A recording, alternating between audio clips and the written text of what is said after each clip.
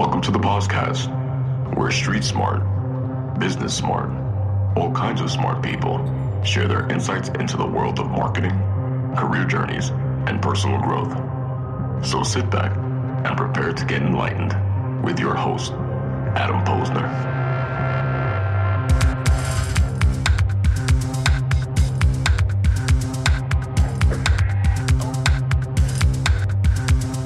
Hey, everybody. Welcome back to the podcast where I bring you the best and brightest from the world of business, marketing, and personal growth to help you harness your inner tenacity and drive your career forward. Tribe, I am very excited to introduce my guest today, Michael Farber, co-founder of Breakout. And for those of you unaware, Breakout is a national community of diverse grassroots leaders and entrepreneurs across 25 plus American cities whose mission is to champion change makers.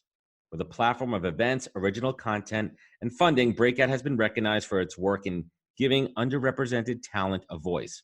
And these multi-day events, which I am long overdue, the coincidences, all the scheduling snafus, I'm long overdue to attend, are held all over the country and focus on the history, people, and places of host cities. And over 100 changemakers fly in and participate in a series of activations co-created with locals and spread throughout the community. They literally take it to the streets, and they've been held in Baltimore, Newark, Tulsa, Philly, Chicago, and Atlanta. And this year, alongside Jim St. Germain and Eddie Washington, Michael launched the Honestly Speaking podcast, where they talk about race, culture, and a dab of history. We're going to talk about all that. Michael's my man. I'm really excited to have him on. Michael Farber, welcome to the podcast. Thanks for coming on, dude. Yeah, thank you. God, I'm exhausted. I feel like I'm doing too much shit. It's that intro, I was like almost embarrassed. You're like, really? No, listen, man, you've certainly done it all, but let's bring my tribe up to speed here.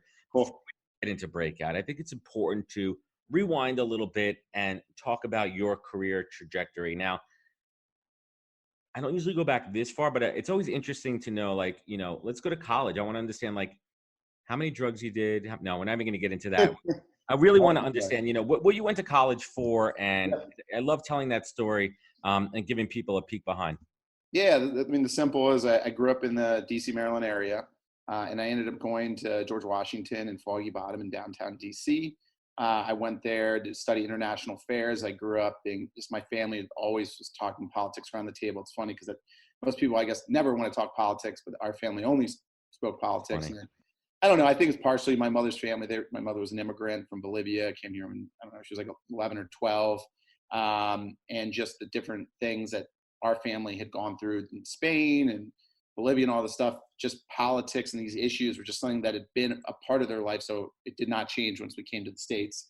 I went to GW for international affairs, had some government internships, interned at USAID, which is Agency for International Development, and the Africa Bureau. But, it's kind of funny because there's all this hoopla on unpaid internships these days. And funny enough, I did not get paid working for them. Yeah, me neither. So I was just a grimy promoter in college. That's how I paid the bills. And the funny thing about anyone who's done that job is you learn a lot. You don't realize it at the time because it's just like this funny thing. You're throwing parties. You're making more cash than you deserve.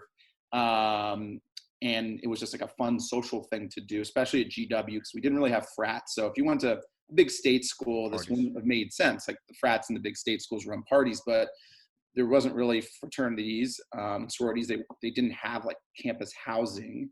So the promoters controlled the party life, and that's how I got into it. So that was, I was writing like papers on all sorts of international relations during the day. And then I was flying around we obviously had Facebook, or we started getting Facebook, I think around like sophomore, junior year, and just pushing through Facebook party promotions. It's funny, right? You look back in college and like all these things that you didn't think were teaching you anything. They were, so many soft skills. It's a lot of soft skills. I mean, we're like negotiating deals and contracts with owners. It wasn't just, whether we were getting a rip of the door, were we getting percentages of overall revenue? What was the better way to do it? Managing a team. I mean, there was all these little things that you don't think about. But yeah, there was a lot. And also there's just a tenacity to just being a builder, which just comes back to entrepreneurship. So, that was what I was up to. And yeah, that was a bit of my quick snapshot of my college story. Right. So when you were in college, were you thinking about what the hell you're going to do when you came out? Yeah, I was. And, almost all my friends were in the business school. And so I was around a lot of them, and a bunch of them were all going into commercial real estate. And so I came into college with like a year's worth of like AP credits. So coming into my senior year, I was like, well, I don't want to graduate early. Like, I'm having too much fun. What am I doing here? So I made a deal with my parents because I basically like waived like a year's tuition. I was like, well, let me stay. Let me like, I don't know what I'm doing yet. Let me at least. And so what I ended up doing was I ended up taking like, one random class. I had like one random class I had to finish up. And then I took like some sort of business elective. And then my second semester, I started interning in commercial real estate, which I knew nothing about. But all I knew was all these people were doing it. And I had always had somewhat of a business interest. My father's, my uncle were small business owners where we grew up. So we always had a relationship talking about business and stocks and different things. And he was like, hey, like an old friend of mine works at this place, Cushman Wakefield. I haven't talked to him in forever, but you should just like literally like hit him up and just drop my name. And so I called this guy up who was like really high up in the office, and he was like, Farber, holy shit, haven't heard that name in years. And he was like, come on in. And I chatted with him, and he was like, look, I think you should get an internship here. We don't really hire out of college, but I think this would be a good opportunity for you to learn. Like, you need to go talk to another department because I don't hire for that. But if they bring you on, I think this could be a good launching pad for you to get into the industry. So I ended up doing that, and I got it towards the end of the second semester, and I ended up working there through the summer while I was interviewing for jobs right after graduation. And lo and behold, someone ended up getting promoted in one of the the junior analyst roles. And since I was already there, they liked me and they kept me on. Boom. So just that things like that are important. Yeah. And how long were you at Cushman for?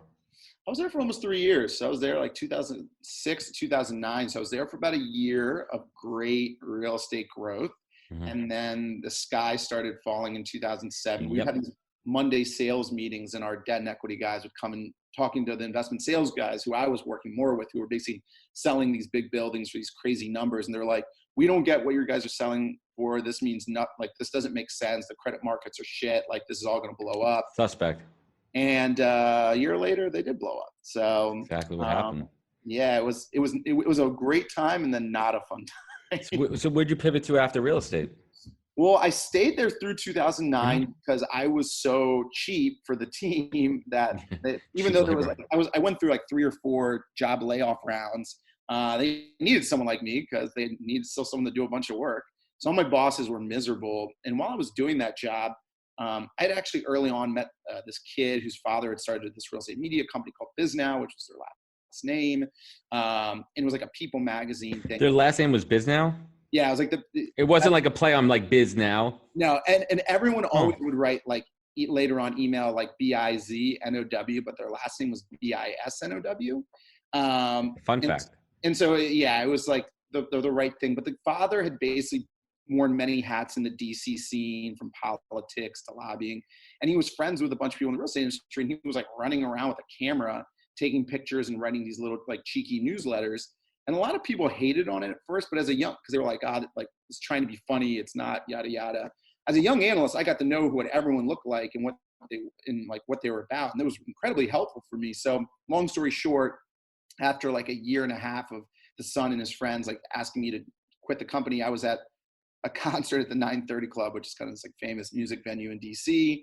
And around 3:30 in the morning, decided to quit, went in the next day, quit, and then moved up to New York 2 weeks later to launch BizNow across the country, building out this event platform that was like very nascent. They'd only done 2 events at that point. And so, that was my next step. Yeah. And then how do we get from that to breakout? Let's fast forward on that one, man. Yeah. So the fast forward is I spent 4.5 years building BizNow as like the head of national growth and expansion, and basically built out a whole platform of events that went from like just doing a few events in DC to 26 markets across the country, lived in Chicago and LA, and had an office in San Francisco. And so, we went from a few of us to almost 100 of us, and it was this bootstrapped, kind of like mini MBA, if you will, from 25 to 30. But towards the end of it, I was like, okay, my name's on the door. This is the BizNow thing. I feel like I'm the owner, but I'm not. And I wanted to create events for things that I felt like mattered to me. And even though I appreciated what I had learned in real estate and my real estate friends, it just wasn't the thing that really drove me at the end of the day. I enjoyed just building something, and I felt like I was plateauing and not learning anything new. So I started just hosting like salon gatherings with friends, trying to figure out like what the F was I doing or what I wanted to do next. And very quickly I realized I kind of had, I guess, like a good grasp on bringing good people together and creating, conversations people wanted to be a part of. And so next thing you knew, after 6 months of kind of like doing this on the side, it was all I was thinking about. I had this list of a few hundred people. And then in the spring of 2014, I left with a coworker of mine to launch Breakout, which is what I've been working on now for the past 5 years. And it was either the dumbest or the craziest thing, but we had always wanted to create an event experience that you didn't just land at a conference. It's always like those awkward first hours. Exactly. So we chartered a 737 through Southwest Airlines and put 100 New Yorkers on a plane in April 2014. And where else do you bring New Yorkers when it's still a little bit cold? You bring them to Miami. That's right. And that's how we kicked off Breakout. So what was that initial, when you wrote your charter documents, your constitution, what was that mission statement when you first got started? Yeah, I mean, we were alpha, like we weren't even beta in starting this, but what we did know, the word breakout, the reason we chose it was we wanted to break people out of their typical routines and bring them into places where they could be vulnerable and find inspiration. We just found that so many people were so siloed off into their industry and not for any reason. It's just like they were doing well and needing to blinders on. And they were just in the zone. Yeah, and blinders on. And blinders on. But we knew that especially the way that people were starting new businesses and entities in this new kind of business climate, there was just so much power in being able to know, someone in advertising, know someone in fashion, know someone in venture, know someone in the nonprofit world. And whether it was a direct business mean or made you a better leader or whatever that ended up being, we also knew that the typical conference model, no one wanted to go to. People wanted to be somewhere where they were actually excited, actually made real relationships. And if we flipped it upside down and didn't really talk about business, but talked about things that mattered to people, they would find ways with the people they enjoyed to find ways to create business. So that was the initial kernel of what we wanted to do. Yeah, it's awesome. I mean, there's a quote that says around Breakout, and I absolutely love this quote. It says, quote, "To connect with a community by engaging with it deeply is to truly know it, its people, and its soul." Yeah. One of our community members said that. Our community people are so much smarter than us. They're always dropping jewels. And we're like, God, that's a good one. With that. I heard that one. I'm like, I got to talk about it. So let's talk about the early days of Breakout. I mean, what was a fundamental mistake that you guys made and then you course corrected on to really define the future? I don't know if it was, maybe a misstep. Misdirection, change of direction. Well, I guess it was more just general learnings was we didn't know what we wanted to do with the group at first. And I think the number one thing that allowed us to really grow in the early days was truly finding the purpose that we wanted to be. And so, the second, third, and fourth events were in New Orleans, Detroit, and Baltimore. And, we lost probably some of the people who wanted some of the like ritzier things. And quite frankly, some of the people that could afford higher ticket prices. Yeah. So we early on probably took a dip in like some of the people who were important early revenue for us. But I think it was important to dive deeper into what really mattered with the content that was going to make us stand out. And what that was not just creating like a high-end kind of like adult camp for leaders, which was Miami, which was more about like small groups, right, vulnerability, and just about them. The next events were really spending real time in community, getting to know grassroots leaders who are making true change in their cities and making them the true, focus point of the programming while still having intimate, vulnerable time with our leaders. But, that wasn't initially obvious to us. It only took, it took us actually having human conversations over and over again in these cities and being like, holy shit, these are the stories that matter. This is going to take a lot longer for us to do well. And it's not like, it's not like a venture scalable like model, but the impact's greater. The impact's greater, and we wanted to create a great fucking product. We didn't want to do something that everyone else had done, and we wanted to do something that was genuine to us. Right. So that's something that I think is really, when people who've been to Breakout talk about it, I think our authenticity stands alone. And that was what we had to transform into early on. That's critical. And you know, our buddy Krish Adamo, who connected us, I mean, he really is the bridge in that gap. And, you know, I'm waiting. I'm going to be at my first one soon. I promise you we'll talk about that in a little bit. But how do you decide which cities you want to take Breakout to? Yeah, well, so early, I mean, now it's definitely, we you know, we're growing a proper business. We have, we've looked for the right partners and the right alignment. But early on, while kind of the bigger partnership dollars are still evaluating us, it was really a bit of, kind of just what felt right, and also what was unique, I think, in current news, right? So, after New Orleans, we went to Detroit, and Detroit was in the middle of the bankruptcy, right? Yeah. 50,000 abandoned homes, people not being able to pay for their water bills. It's crazy. People, and we took people in the summer, and, New Yorkers are going to the Hamptons or wherever the hell else people are going. And then we had this group of almost 150 telling all their friends that they were going to Detroit. And everyone's like, wait, you're going to Detroit? And you're paying to go to Detroit. And you're paying to go to Detroit? And I think that was I always say that Detroit was really our first event in how we do things now. And I think that was such a seminal moment for us. And then the event afterwards, we were like, well, where do we go to next? But while we were doing Detroit, the riots in Baltimore happened. I'm from outside of Baltimore, and, Baltimore, people know it for The Wire, and it typically is kind of like not great things. But just to pause on that, in my humble opinion, The Wire is the single best piece of television ever created. I would not disagree with you. It's phenomenal, a phenomenal piece of art. But that being said, if that's all you know about Baltimore, it's impossible to not be like, man, Baltimore, that's some tough stuff. And by the way, that stuff is true, but there's a lot to Baltimore. So we're like, shit, with everything going on right now, and we're saying our mission is to champion change makers and kind of be building these bridges in between ecosystems. What better time to go to Baltimore than actually right after the riot? So that's how we chose to go there. And then, different things happen along the way. But as we've evolved, we've realized there's a great story to be told in almost every city. So we look for thoughtful partners who are going to let us actually create what we want to create, and kind of go from there. That's interesting. And you mentioned that there are those aha moments, those real kind of shining stars. But what is one that really stands out to you? What is one that makes the hair on your arm stand up, that knows that you are fulfilling your purpose and mission? What was that one event, one moment? Oh my God. There's so many different ones. Or a couple if you want to share. Yeah, I mean, well, I'll start with Detroit. I mean, I would say, we had befriended a guy who's now become a good friend of ours named Sebastian Jackson, who him and his wife started up a barbershop called the Social Club, and he's gotten 2 of them now. He only had one when we met him, and he had built most of it through reclaimed wood, and he did all these really cool sustainable things, and was able to build a super on a budget. It's at Wayne State University, and he created these shop talk conversations where he brings in people to get their haircuts, their leaders in the community, and allows people to come in. And so we had done, we partnered with Shinola during that weekend, and we had a bunch of bikes, and we had this bike crew cruising all around the city.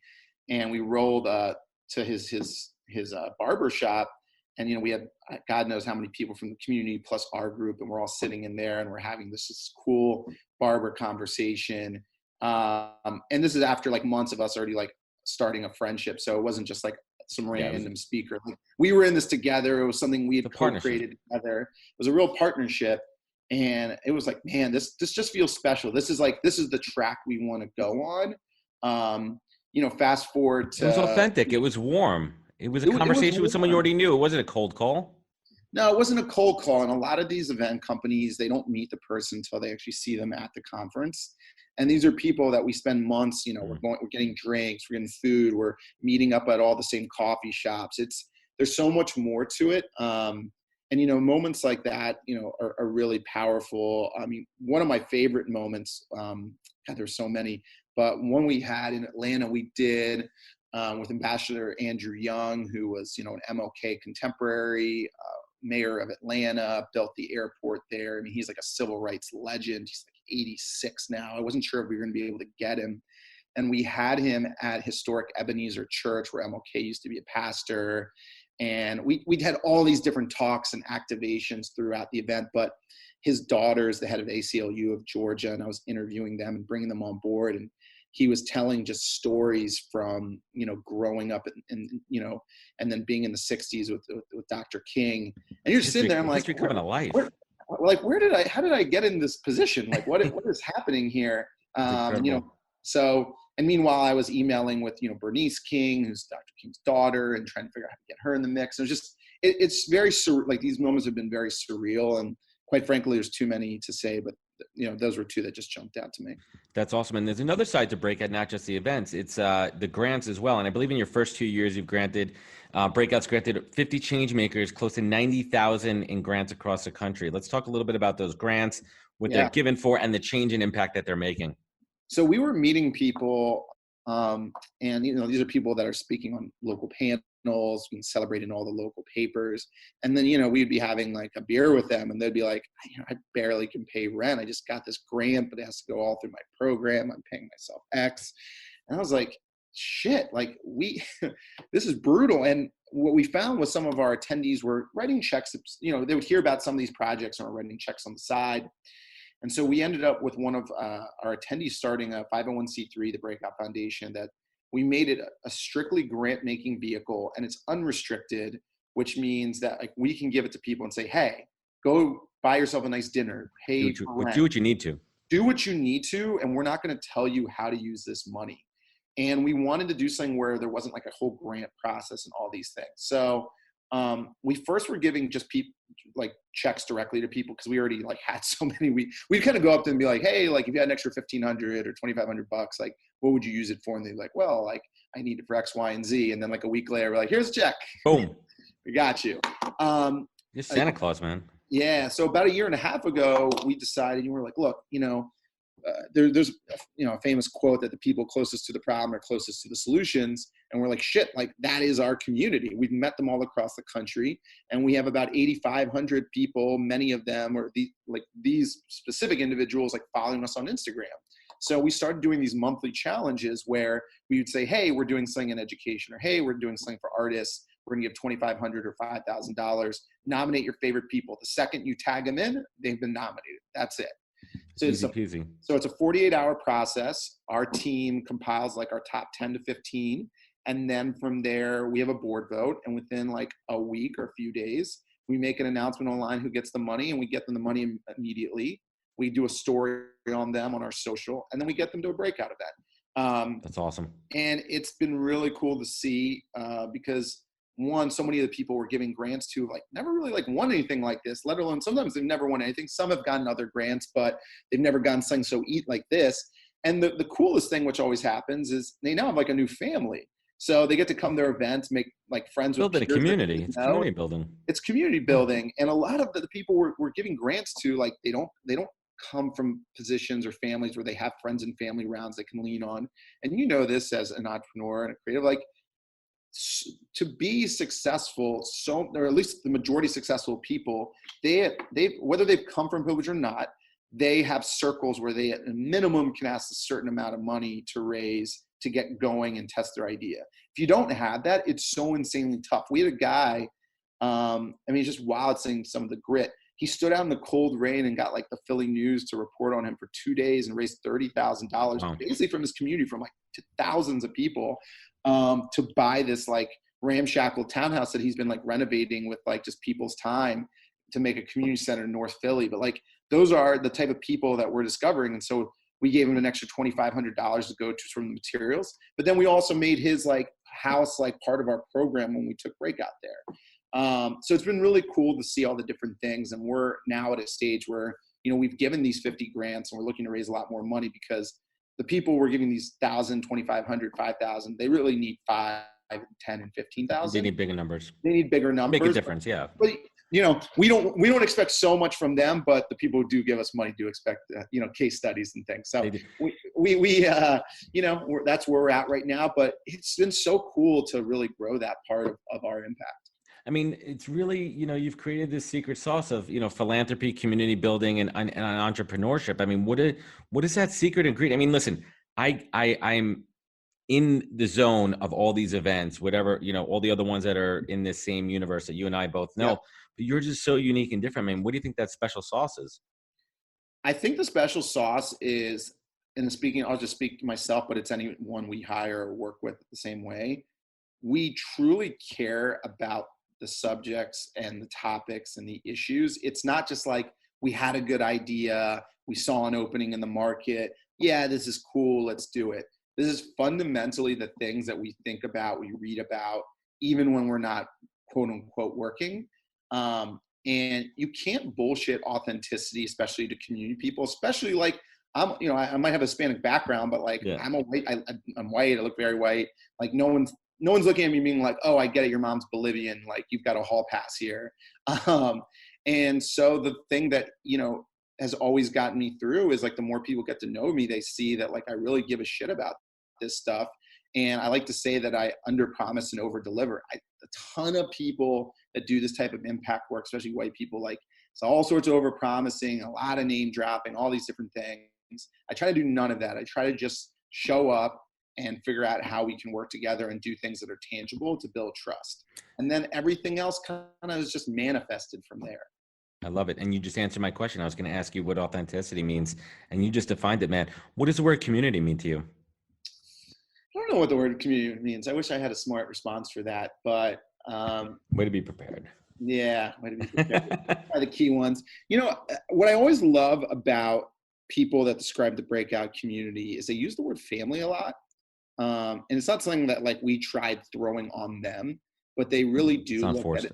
It's not forced. And, because it's funny when there's so many people creating like community businesses, and I sometimes cringe about that because a lot of these community businesses are just like cool high-end dinners and, just hanging and pictures and all these things. But they're not doing anything. They're not doing anything. We're like our community, like, I don't know, they're stylish as shit and they're like really cool too.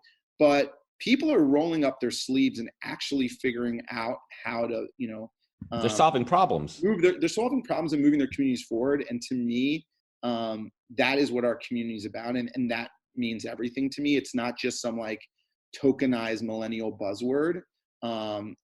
It truly is a group that's looking to put others forward and be there for each other. That's fantastic. What's on the horizon 2020 for Breakout? 2020, we're going back to Tulsa, which, anyone who's watched Watchmen probably has a little peek into why we love Tulsa so much and why we're so just intrigued by Tulsa.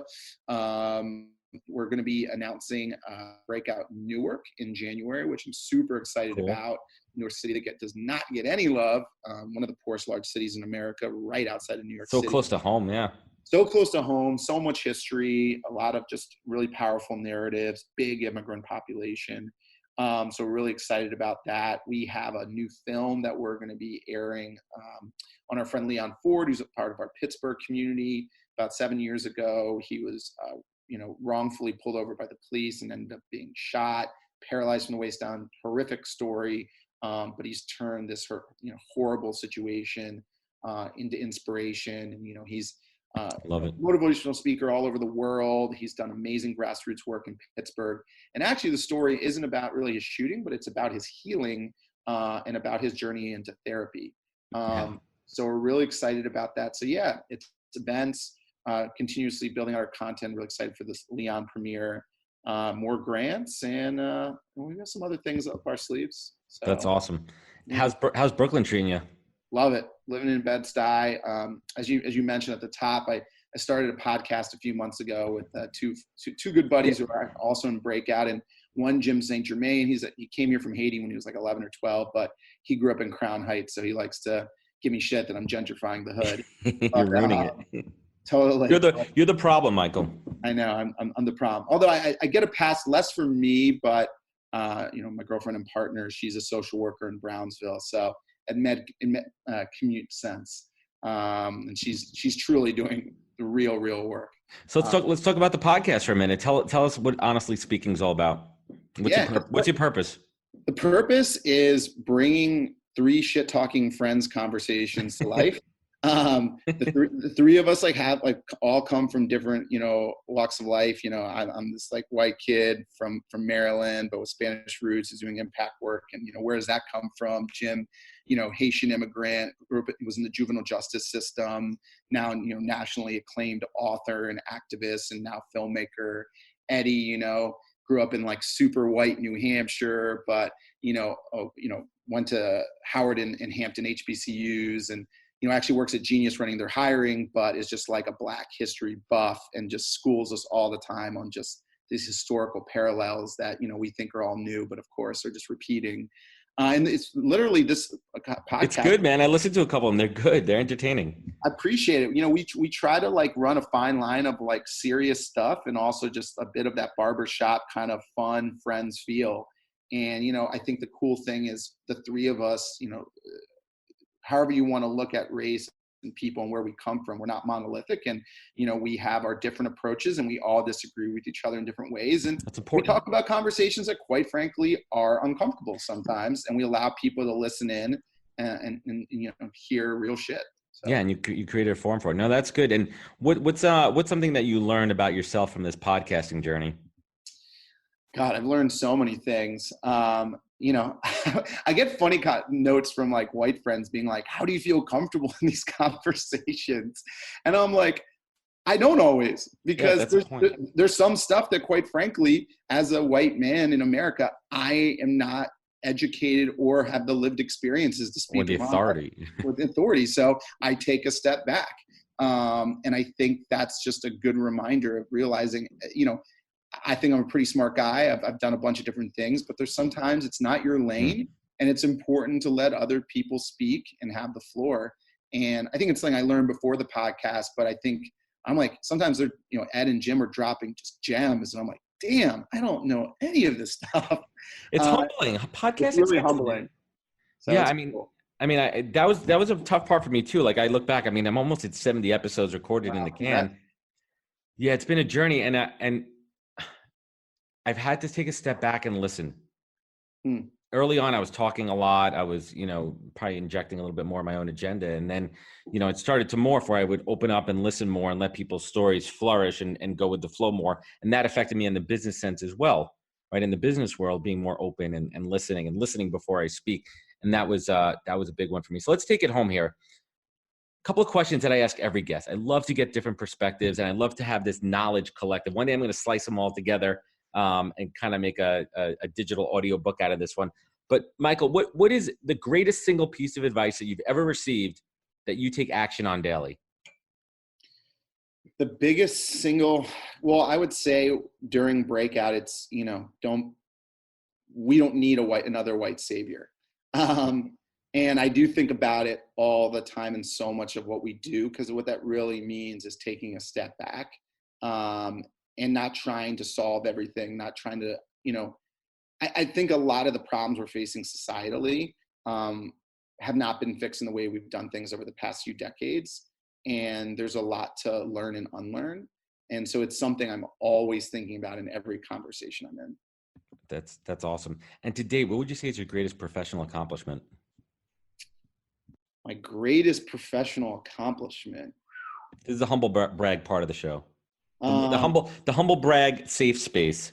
Yeah, I'm gonna have a logo made for that. Man, I don't know what my greatest professional accomplishment.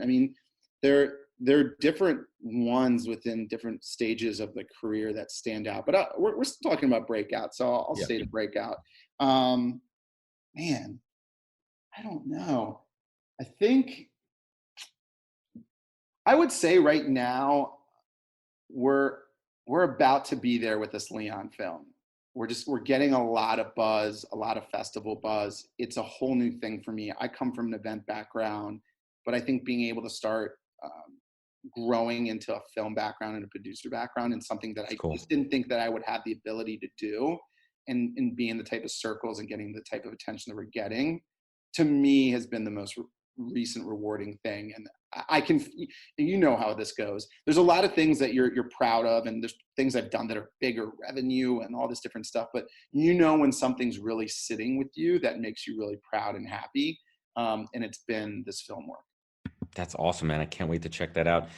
And what would you say is your superpower, right? Like, what do you do better than almost anyone on this planet that makes you who you are? I think my superpower is really, I think, being able. I think the reason I've been able to be successful in the different industries, businesses, initiatives that I have done is I'm someone who is generally very curious. And that curiosity lends to me being able to, I think, really understand where people are coming from, whatever their profession is. And it's allowed me to really grow bonds in all sorts of unexpected places. I think people are often surprised at the wide range of friendships that I have, from like industry to walks of life. And it all comes back to my curiosity, because the curiosity allows me to be relatable to them, because I always have something that I can meet them in the middle with. I'm smiling over here. For those of you listening, I'm smiling because it's resonating so deeply, is this skill trait, whatever you want to call it, of curiosity. It's so strong and it can't be manufactured. It's inside of you, and that drives so much. And I think that's why you and I are buddies.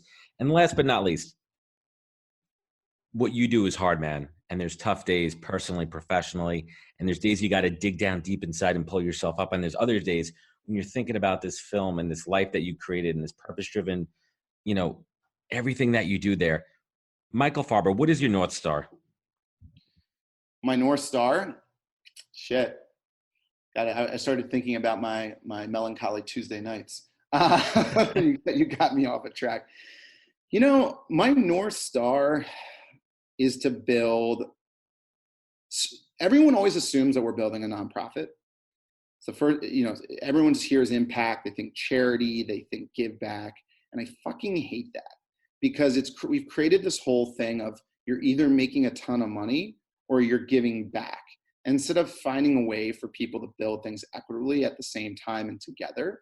And my hope is that we can really create, it doesn't have to be the biggest business of all time, but a sustaining business with meaning that people say, wow, they built something that's truly a business in this world, in this like capitalism, like economy, but has an impact, and they didn't sacrifice one for the other. And that can happen at the same time.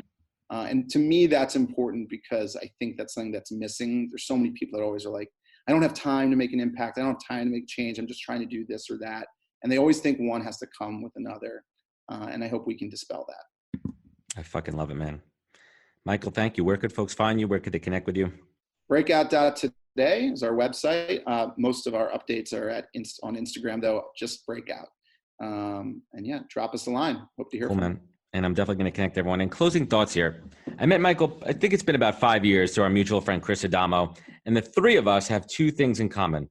We are super connectors and we're creators. We hold relationships and the value of them on a pedestal, and we care deeply about others.